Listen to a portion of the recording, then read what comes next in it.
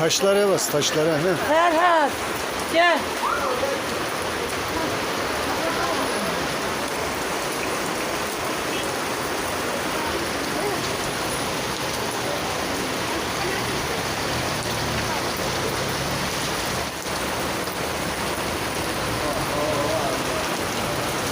Anladım.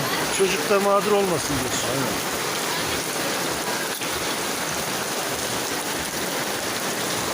Sen hiç gelme.